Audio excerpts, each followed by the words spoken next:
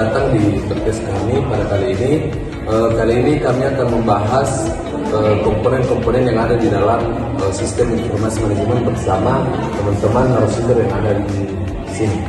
Jadi sebelum membahas lebih jauh apa yang menjadi komponen di dalam sistem informasi manajemen, perkenalkan, nama saya Rika Lordena sebagai host dan juga ada rekan saya Rika Lordena juga sebagai host dalam podcast kali ini.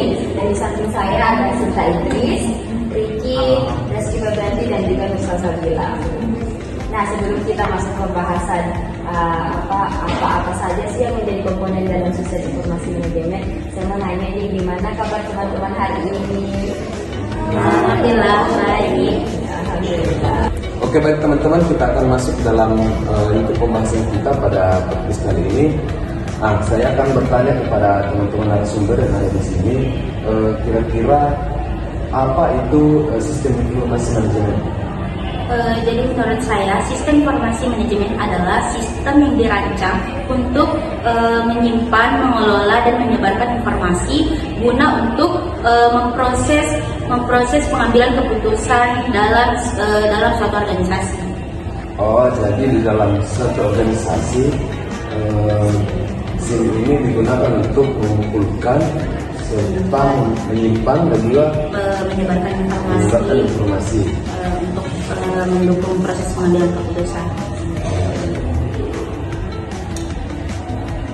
Baik, nah katanya ada beberapa komponen utama yang digunakan dalam sistem informasi manajemen.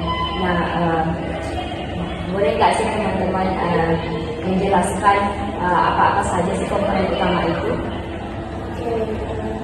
Komponen sistem informasi manajemen adalah kombinasi yang teratur antara people, hardware, software, dan database. Nah, di mana komponen ini mengumpulkan, mengubah, dan menyebarkan informasi yang ada dalam suatu organisasi. Nah, yang pertama itu hardware. Hardware ini adalah perangkat keras yang digunakan dalam menjalankan sistem informasi manajemen. Ciri fisiknya itu maksudnya bisa dilihat, bisa diraba, dan bisa didengar. Contohnya seperti komputer, server, dan handphone. Nah, yang kedua itu hardware, software,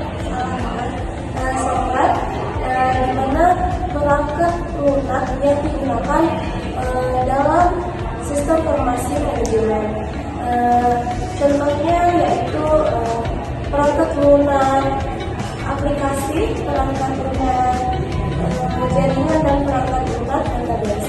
Nah, yang komponen ketiga itu database.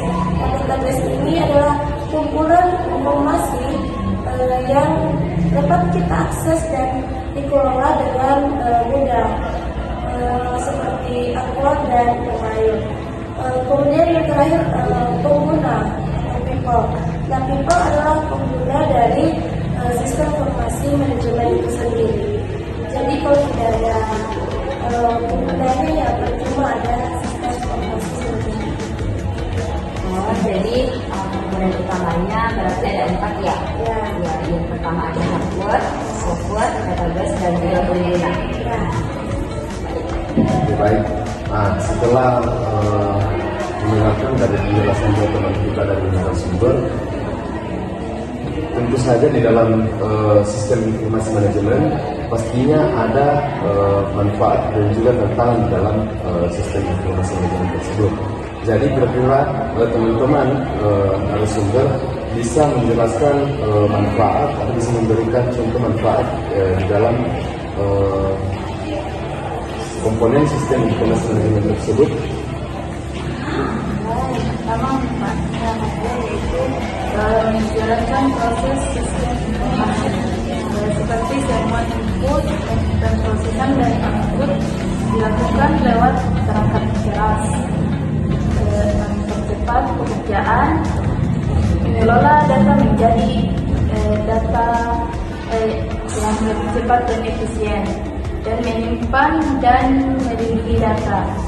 Manfaat software yaitu mengelola data menjadi informasi, seperti mengubah data minta menjadi informasi, terus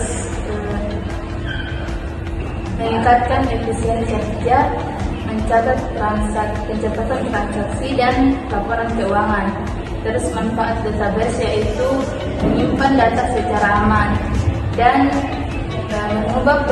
memudahkan pencarian dan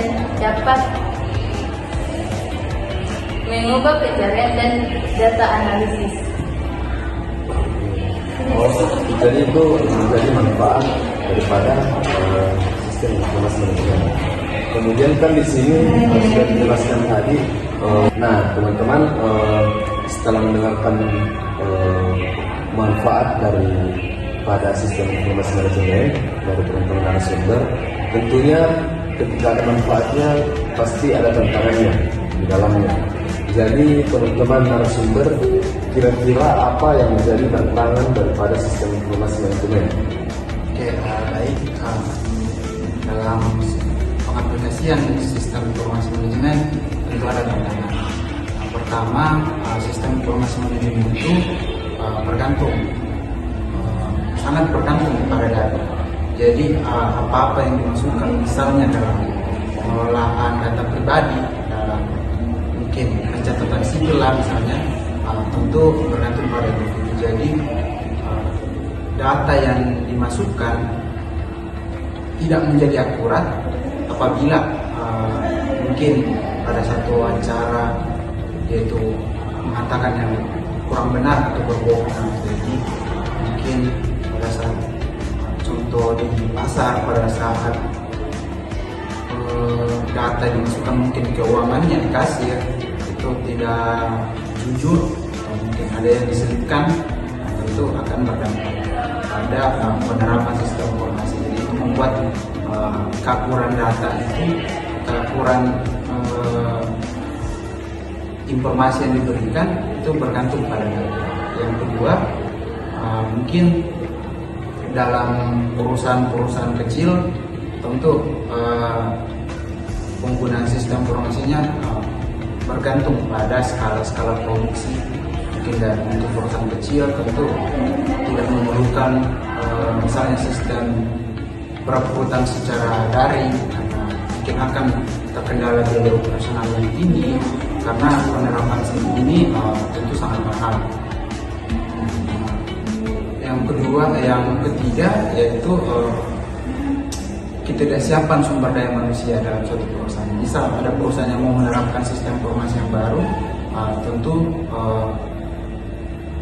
karyawan ini harus beradaptasi lagi dengan penerapan sistem itu, bagaimana kemudian dia mempelajari, bagaimana mengelola, bagaimana kemudian menginterpretasikan SIM itu. Jadi kekurangan sumber daya bisa menjadi penghambat dalam atau kualitas sumber daya manusia suatu perusahaan bisa saja menghambat apabila mungkin baru pertama kali diterapkan SIM di perusahaan. Yang terakhir, yang selanjutnya yaitu tantangannya tentu dalam penerapan sistem informasi khususnya di bidang pendidikan di negeri kita banyak kemudian pulau-pulau yang masih belum tersedia jaringan seluler, belum tersedia jaringan internet, jadi bisa terkendala dalam pembelajaran dalam penerapan sistem informasi dalam bidang pendidikan. Dan selanjutnya dalam bidang kesehatan misalnya, meskipun sistem informasi manajemen sangat bermanfaat, mungkin karena ada aplikasi kayak Halo Dokter yang memungkinkan kita berkonsultasi ke dokter langsung dari rumah, tentu ada hambatan. Misal mungkin pasien ini tidak bisa setelahnya mengetahui apa saja yang dia rasakan karena mungkin dirasakan dengan pusing, tapi tidak bisa mendeteksi secara langsung apa sih penyebabnya. Jadi bisa sistem ini tidak terlalu akurat lah, mungkin pemberian obat langsung dari dokter melalui SIM ini, aplikasi ini. Dan juga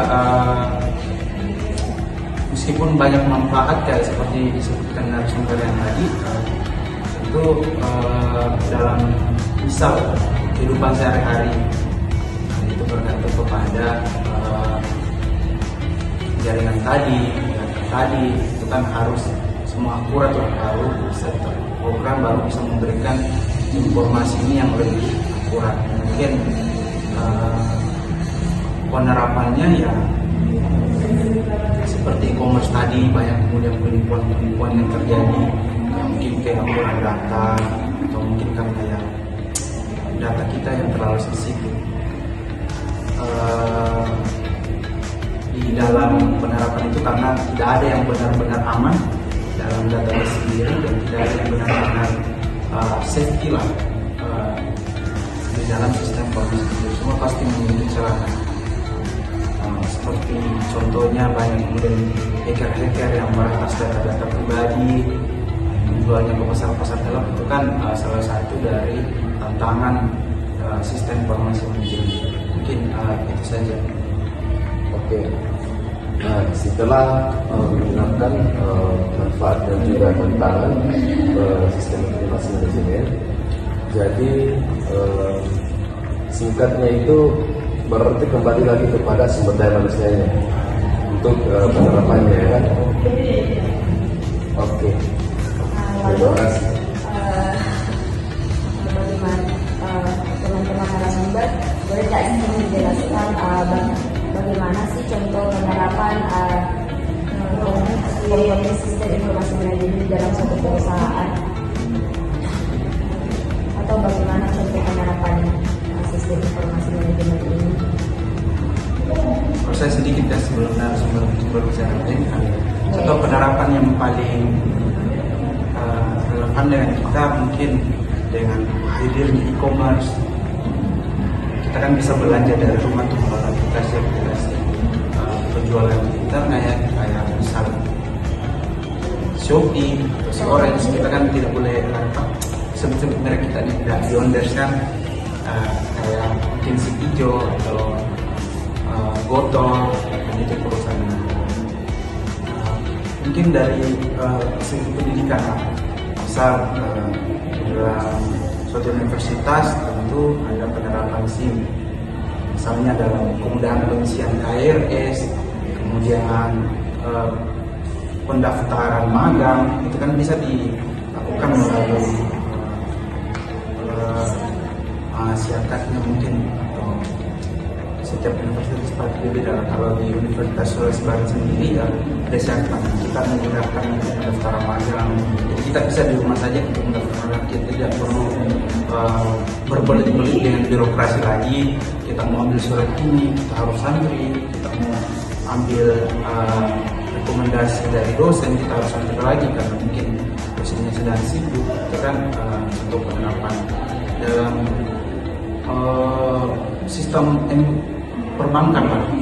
Juga dalam perbankan kita jadi lebih mudah mengirim uang dari rumah sendiri, kita tidak perlu ke ATM lagi, kita tidak perlu ke bank lagi untuk kemudian transfer, karena sistem informasi sendiri, sistem informasi manajemen itu memudahkan kita untuk kemudian mengakses atau mengefisienkan waktu kita. Jadi kita tidak perlu lagi, pusing-pusing lagi ya kesana lah kesini untuk mengurus sesuatu. Jadi ada kemudahan dalam sistem informasi manajemen.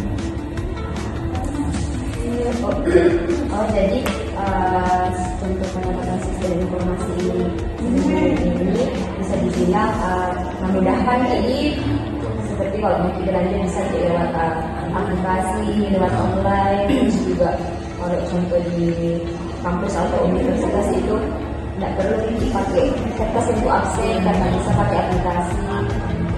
Terima kasih teman-teman narasumber.